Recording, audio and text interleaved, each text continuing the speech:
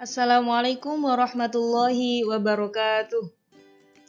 Halo Sobat Hebat Matsa Surba, kembali lagi di kanal YouTube kita MTS Surya Buana Malang bersama saya Bu Hurin Wardani Fitroti dalam mata pelajaran Bahasa Indonesia. Sebelum kita mengawali pembelajaran hari ini, marilah kita bersama-sama membaca doa terlebih dahulu. Semoga apa yang akan kita pelajari hari ini akan membawa manfaat dan juga keberkahan untuk kita semua. Bismillahirrahmanirrahim. Raditu billahi rabbah wa bil islami dina wa bi Muhammadin nabiyyan wa rasula.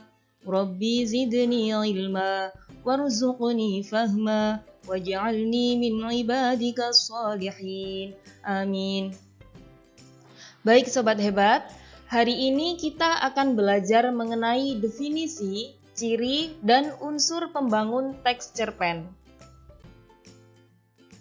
Kompetensi dasar dari materi ini ialah mengidentifikasi unsur pembangun karya sastra dalam teks cerita pendek yang dibaca atau didengar, dan yang kedua, menyimpulkan unsur-unsur pembangun karya sastra dengan bukti yang mendukung dari cerita pendek yang dibaca atau didengar. Dari kompetensi dasar tadi, tujuan pembelajarannya yaitu kita akan mampu mengetahui unsur-unsur pembangun cerpen, baik itu unsur intrinsik ataupun ekstrinsik. Dan yang kedua, kita mampu menganalisis unsur-unsur pembangun cerpen, intrinsik dan juga ekstrinsik, beserta bukti dalam teks cerpen yang kita baca atau kita dengar. Nah, Sobat Hebat, mungkin semuanya sudah familiar dengan yang namanya teks narasi. Apa sih yang dimaksud teks narasi itu? Teks narasi ialah teks yang berisi deskripsi sebuah urutan kejadian, atau sebuah cerita, atau juga sebuah kisahan.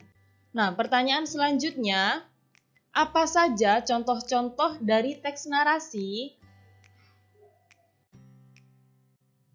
Nah, ini dia contoh-contoh dari teks narasi. Ada teks fantasi, fabel, legenda, biografi, cerpen, dan yang terakhir novel. Teks fantasi ciri umumnya ialah berupa hayalan, di luar logika manusia. Sementara itu kalau teks fabel ialah teks yang bertokoh hewan. Sedangkan teks legenda ialah cerita rakyat yang berhubungan dengan sejarah. Kemudian, teks biografi berisi tentang riwayat hidup seseorang. Kalau teks cerpen yang akan kita bahas ialah cerita yang konfliknya sederhana. Dan yang terakhir, teks novel ialah karangan prosa yang panjang. Jadi novel panjangnya lebih dari cerpen. Sebenarnya ada juga istilah novelet, yaitu sebuah karangan prosa yang lebih singkat daripada novel tetapi lebih panjang daripada cerpen. Nah, kita masuk ke definisi cerpen. Apa sih cerpen itu? Cerpen kalau menurut Burhan Nurgiantoro ialah cerita yang selesai dibaca dalam sekali duduk, kurang lebih setengah sampai 2 jam. Kalau menurut H.B. Yasin, cerpen ialah cerita singkat yang harus memiliki bagian perkenalan, pertikaian, dan penyelesaian. Sementara itu, cerpen menurut J.S. Badudu ialah cerita yang harus menjurus dan terfokus pada satu peristiwa saja. Dari definisi cerpen tadi, kita beralih ke jenis-jenis cerpen. Jenis-jenis cerpen ini dibedakan berdasarkan panjang pendeknya dan juga berdasarkan tema dan isi. Kalau berdasarkan panjang pendek, ada 3 jenis, yaitu cerpen sangat pendek, cerpen yang panjangnya sedang, dan cerpen panjang atau long short story. Kalau cerpen sangat pendek, istilahnya adalah short story. Kalau cerpen panjangnya sedang, istilahnya middle short story. Sedangkan kalau cerpen dibagi berdasarkan tema dan isi, ada cerpen anak, cerpen remaja, dan juga cerpen keluarga. Selanjutnya kita belajar mengenai ciri-ciri cerpen. Ini adalah ciri-ciri yang biasanya ada di teks cerpen. Kenapa Bu Hurin menekankan kata biasanya? Karena ini tidak harus ada di setiap cerpen. Ciri-ciri yang pertama, panjangnya kurang dari 10.000 kata. Kemudian, panjangnya kurang lebih 10 halaman. Habis dibaca sekali duduk, hanya ada satu peristiwa yang menguasai jalan cerita. Terdapat konflik, tetapi tidak menimbulkan perubahan nasib. Dan yang terakhir, perwatakan tokoh dilukiskan secara singkat. Tetapi ada juga cerpen yang di dalamnya terdapat perubahan nasib seorang tokoh. Jadi, ciri-ciri ini tidak harus semuanya ada di dalam sebuah cerpen.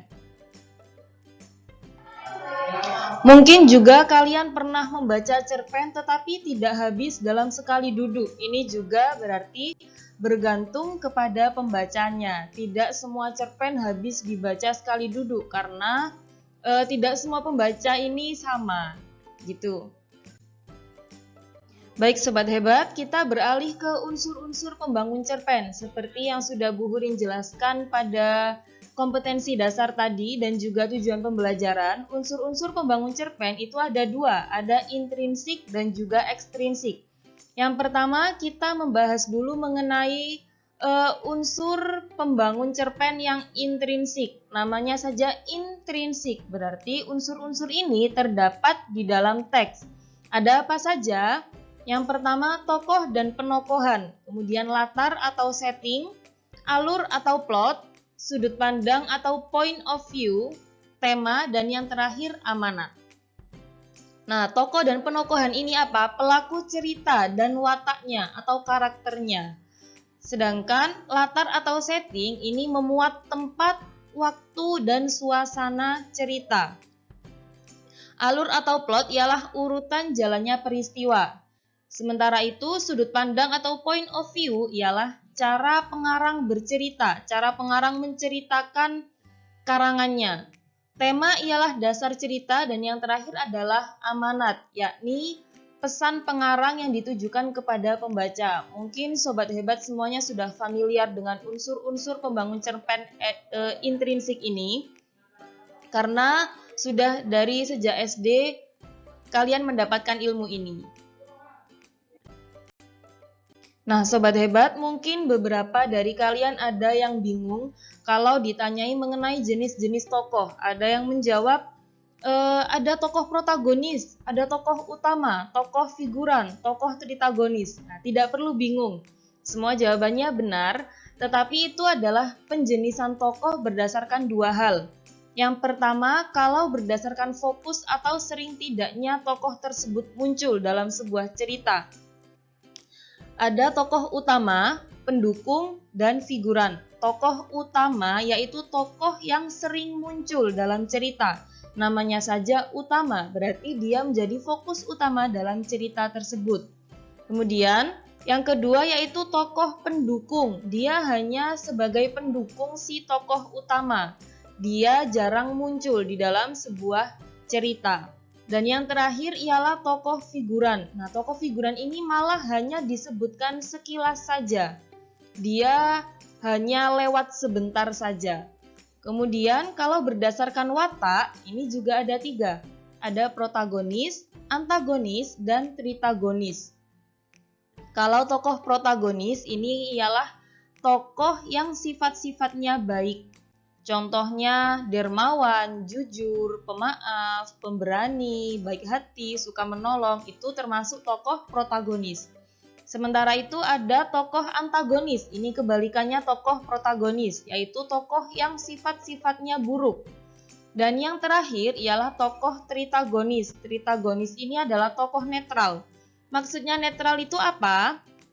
Dia tidak diketahui baik atau buruk. Kenapa kok bisa tidak diketahui baik buruk? Karena dia hanya muncul sekilas. Biasanya tokoh tritagonis ini ialah tokoh figuran.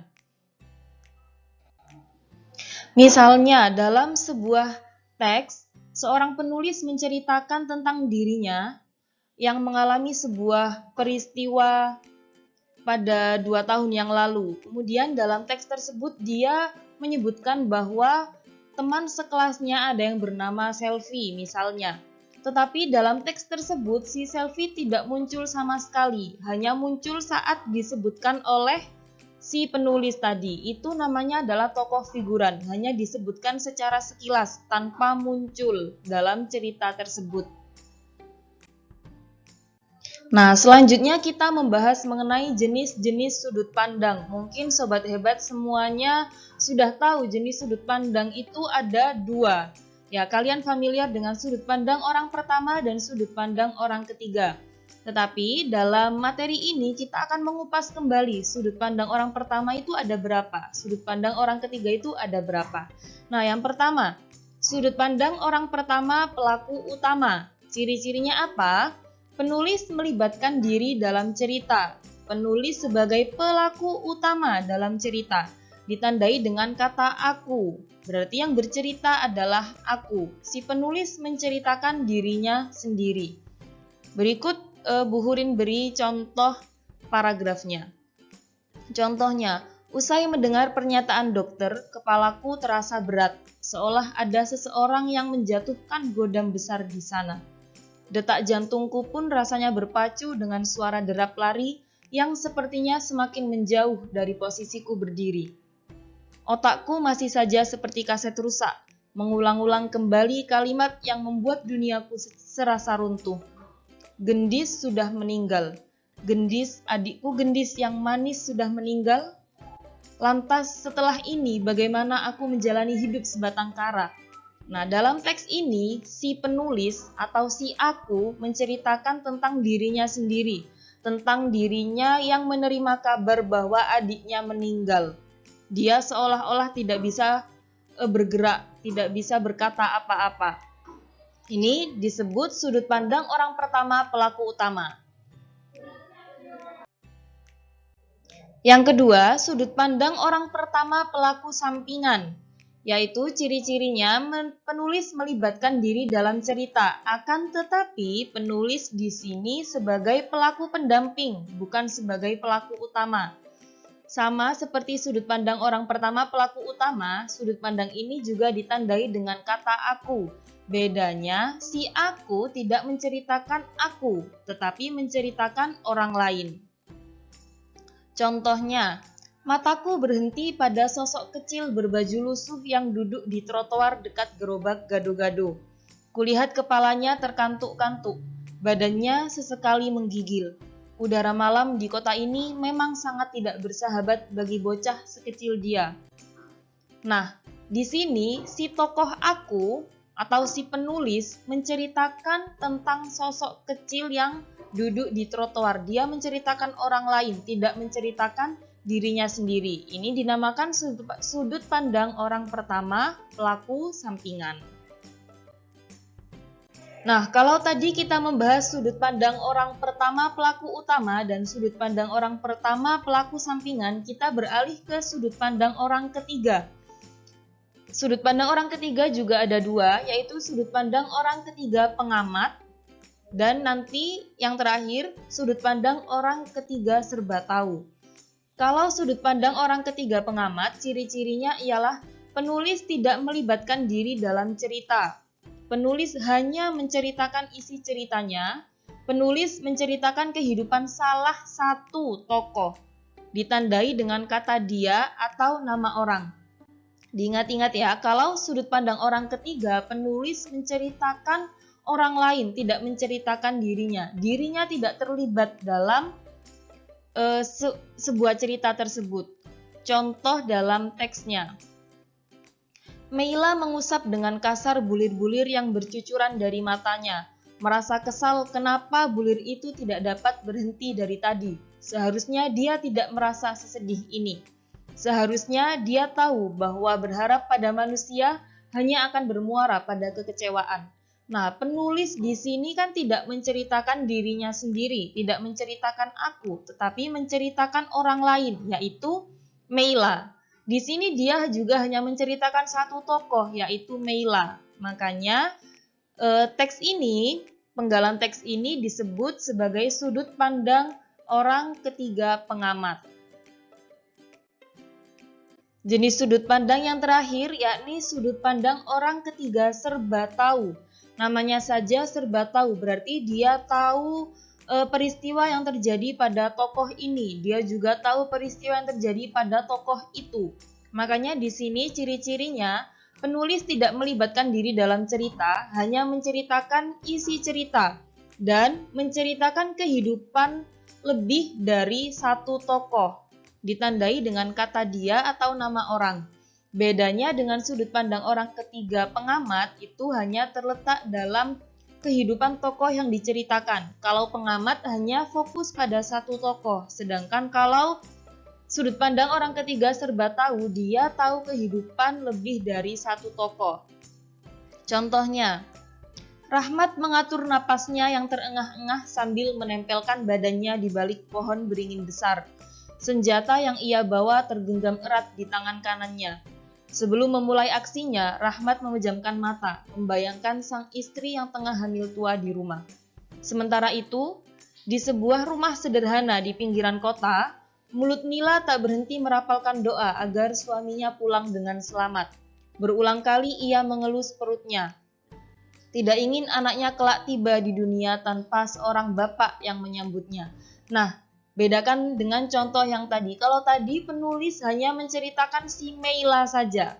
Tetapi kalau penulis memakai sudut pandang orang ketiga serba tahu, penulis di sini menceritakan tentang Rahmat dan juga menceritakan tentang Nila. Dia tahu apa yang terjadi pada Rahmat dan juga dia tahu apa yang terjadi pada Nila. Ini namanya sudut pandang orang ketiga serba tahu.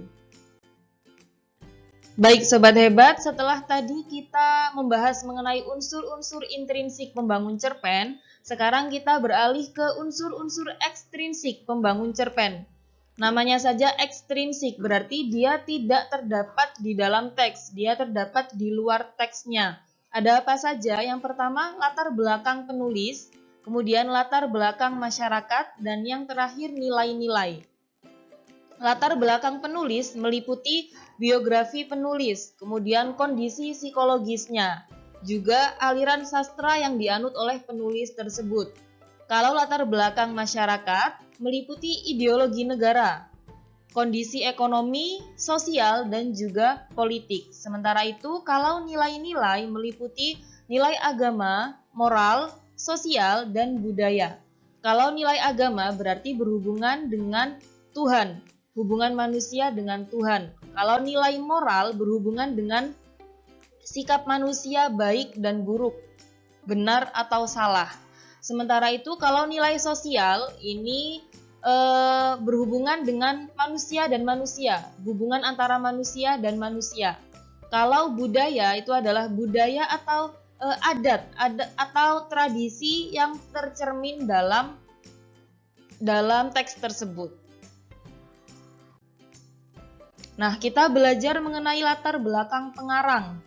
Di sini Bu Hurin mencontohkan Ahmad Tohari. Beliau adalah seorang sastrawan yang sukses menerbitkan novel-novel besar. Salah satunya itu Ronggeng Dukuh Paru.